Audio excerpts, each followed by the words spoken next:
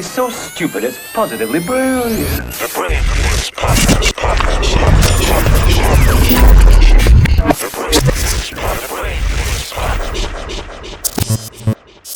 Who else? I'm gonna tell you who's what a fucking idiot. Tanaya Saleh and Suhaila Laqab.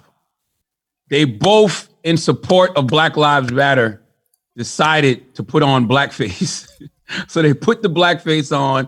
One of them put an afro on. The other one put brown on one. They put brown paint on one side. She put, we're all black on the inside. She said we're all black on the inside? We're all black on the inside. No, what did she say? Oh, let me read this stupid shit.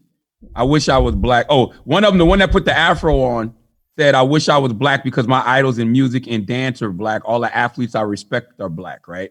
The other young lady said, just because we're black on the outside doesn't mean we're black on the inside. Racist people are the true black-hearted ones. They are black on the inside and they know it. Too woke, bro. Too woke. Too fucking woke. Sometimes when you too woke, you know, you don't think straight because sleep deprivation is a real fucking thing, man. Facts, bro. You got to get them naps, bro. Nap time. Get them naps. All nap you woke time. people, get them naps, man. Take a nap. You know what it is? I think you could tell how many black friends people have by the way they protest. And the crazier the protest, the fewer black friends they know. Like, there's no way that those two girls have a single black friend in their entire phone. Because no black friend would be like, nah, that's a good thing to do. Name one black person that would see them with their half of their face painted black and go, nah, you really showing support. That's what we needed. No. Yeah, we would absolutely be like, yo, knock it the fuck off. And why wouldn't you run that by some of your black friends? Because they don't have any black friends.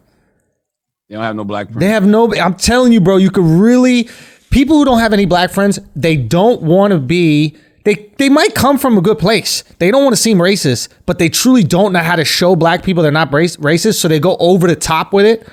They're trying to be like too woke, and they end up doing this goofy ass shit. Woke. They might know black people, but they're not friends with them. That's the problem. Yeah, they know some black people, but not well enough to like ask them if they should paint their face black or not, or like wear an afro. Another positively brilliant. First of all, the Honorable Minister Louis Farrakhan has been positively brilliant for over 60 plus years. But there was a social experiment that happened this week that I found so interesting. Which was? Chelsea Handler posted an old video of the Honorable Minister Louis Farrakhan when he was on Donahue. Right. And it's him breaking down, white privilege to an audience, and it's when Farrakhan was saying, I really don't think you fully understand what has happened to these people you look at as second class or inferior citizens in this nation. And he was breaking down how black people were brought to this country and stripped of their name and their language and their culture and their religion and their God and all of that. Right. And Chelsea posted it with the caption, I learned a lot from watching this powerful video. Jamila Jamil reposted it with the caption. Y'all know Jamila Jamil, right? Yes. She's like the body shaming thing. Yeah. Jamila posted the same video and put, someone please tell me the name of this extraordinary man who so perfectly sums up white fear in under a minute. Right. Right. So then, like Jennifer Aniston liked it, and Michelle Pfeiffer, and Sean Hayes, right? All of these white people. Today, the Daily Beast runs an article. Hollywood celebs are praising an anti-Semitic hate monger, right? And they said, do your homework.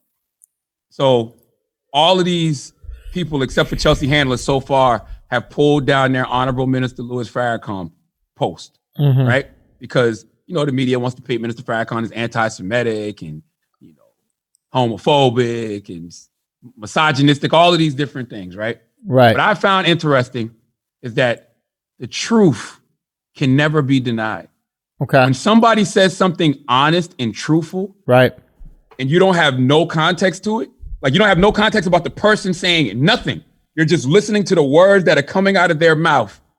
It resonates with you. Right. And it resonates with you so much that you want to share it. Right. So what does it say when you find out that the media may feel a certain way about this person, so they start changing the narrative of this person to you? Does it change the truth that they spoke? Should they have taken those videos down, regardless of how they felt about who the messenger was? Or should the truth have been spoken regardless? Because they always say God uses the people that you would least suspect, right, to deliver certain messages. So if that message touched you, should it impact you any less because of who it came from?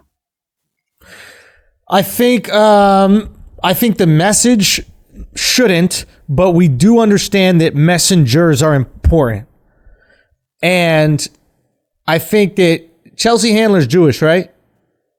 Yes. I think that Chelsea Handler, since she's Jewish, can be way more comfortable reposting the Honorable Minister Farrakhan, because if he said some things that people deem anti-Semitic, she could be like, well, look, I'm Jewish and I'm posting this. What are you going to say? I'm anti-Semitic? Whereas Jennifer Aniston, these other people who might not be Jewish, have to live in fear that they could be labeled as an anti-Semite because they're supporting this guy who has said things that are anti-Semitic, or people interpret as anti-Semitism. And you're right. And Right. I get it. But my thing is this. Does it matter if what he said in that moment that you agree with is true? So now you're going down to really tough situation where it's like people could go, this is what people say to you. They go, well, Charlamagne, if this racist guy from the KKK said some things, that were similar to what Jesus said in the Bible, is that cool that message is true? I think y'all have listened to me long enough to know that I understand nuance. Right.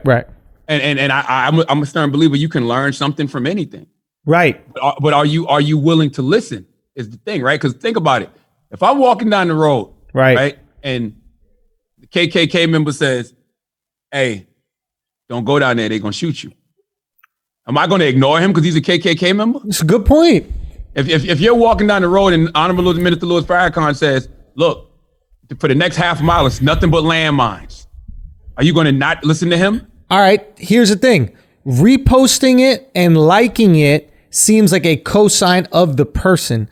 So, we had this discussion on Flagrant, but it's very difficult for us to separate the art from the artists, but we can separate the science from the scientists. You know what I mean? Probably because we don't know no scientists except for Neil deGrasse Tyson and Bill Nye. Degrassi, bro. Yeah. So I guess what I'm trying to say is, like, if a fucking scientist told you some shit that's true, and they were a really fucked up person, they did some foul stuff, Neil deGrasse Tyson. You're not gonna listen to Neil deGrasse Tyson because he got Me Too? Does it depend how much you hate the I wouldn't listen to Neil deGrasse Tyson anyway, bro. That's not his name? What the fuck is his name? It's Neil deGrasse, but Degrassi's funny because that's where Drake got shot. Oh, okay. Well, Neil deGrasse. deGrasse sounds so You're plain. confusing dorky black guys. Well, listen, you're not gonna listen to him because he got Me Too? Exactly, right? So you're not gonna listen to what he has to say about science because he got Me Too? Exactly. So it's like maybe this thing that the minister said within itself, that message resonates with you regardless of who said it. It could be the minister, it could be your mom, it could be some chick named Natalie, it could be anybody, right? Yes. So that's what you're saying. What you're saying is it don't matter who said it as long as it resonates with you. And I guess what I'm saying is people think that if you like a page, then Jamila Hill is a perfect example. If you like any meme, Jamila Hill has just got taken off all the syrup bottles. Aunt Jamila.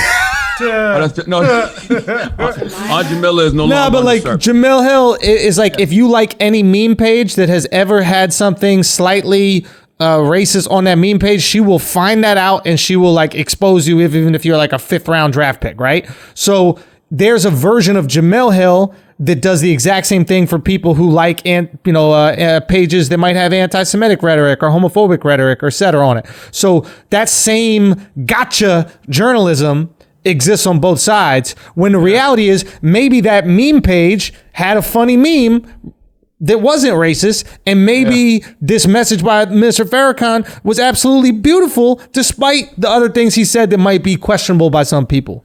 Yeah, I think that I got to put people under the what a fucking idiot if you don't understand nuance. Because to me, this was such a great social experiment, because it showed if you don't have no context to a person, right? Somebody is polarizing as the Honorable Minister Louis Farrakhan. He's polarizing to a lot of people. Yeah. If you don't have any context about this person, Jamil didn't even know who he was. but she heard those words coming out of his mouth. That truth resonated with her so much, she had to repost it. Chelsea Handler heard that truth. She had to repost it. All these other celebrities heard that truth. They had to repost it. But once they are told by the media what to think about a person, then forget it. Fuck, that's whack to me. You know what it That's is? whack. It's like when like Trump and Kim Kardashian were working on like getting that black person out of jail, right? They was like wrongfully accused or something. Alicia Johnson, I think her name. Right. So it's like there were a lot of people that couldn't look at that specific act and go, this is a good thing because it was attached to this person they despise so much. You know what I mean? Yeah, that's stupid. And I know. And what you're saying is praise the act because the act isn't the person. Praise the message because that message isn't the person. Yes. It don't mean that you co-sign the guy that did it. And even if it is the message coming from said person, that don't mean you should dismiss it. I think that we should all be a little bit more intelligent enough to know that I'm not going to agree with everything a person says, but truth is truth regardless of who says it. Yo, right is right regardless of who's doing it. Malcolm X had a quote. I'm gonna find it. Go ahead, say your thought. You had a thought? Oh yeah. There's a saying. It's you ready? People don't have ideas. Ideas have people. So we think that we're the ones that ideas have people. We think we're the ones that are coming up with all these ideas, but the reality is these ideas actually have us. These ideas always exist. Ideas are out in the ether. An idea can be said by Mr. Farrakhan, but that same idea can be shared by Malcolm X. It can be shared by Teddy Roosevelt. It can be shared by anybody. That idea exists out there in the ether, and maybe there's something that's special about Minister Farrakhan which allowed him to attach himself to it. Yeah. Right? But the idea exists separately from him. He doesn't own the idea. So liking the idea is not a reflection on liking the person delivering it. But the way we see social media, we always assume it is. I'm going to post this tomorrow. I've posted this before, but Malcolm X says, I'm for truth no matter who tells it. Bang. I'm for justice no matter who it is for or against. Yeah. I'm a human being first and foremost. And as such, I'm for whoever and whatever benefits humanity as a whole. Mm-hmm. Simple as fucking that. Yeah. Like that, even though I got to put this under the what a fucking idiot. That's what Ben Carson was getting at when he said he wants everybody to stop being sensitive and grow up in response to Trump's speech in Tulsa. He said the U.S. needs to stop being offended about every fucking thing. Okay. And that's a fact. He said we've reached a point in our society where we dissect everything and try to ascribe some nefarious notion to it. Right. That is very fucking true. When is the last time you saw something and actually just thought that the person meant well? When the last time we've seen something on Twitter go viral because people aren't picking it apart? Yeah, you just trusted the messaging. Yes. When the last time? Like I'm watching them go crazy on J. Cole, who has been a hip hop media darling for so long. And I'm like, am I missing something here? Yeah, I could feel it in the air. There's a little, people want to cancel right now. Can you feel it? Like people are anxious, people are angry. They're like, nah, we need to flex the muscle a little bit right now. Can we cancel white supremacy? Can we cancel? Yo, that's racism? fire. Can we cancel police brutality? Can we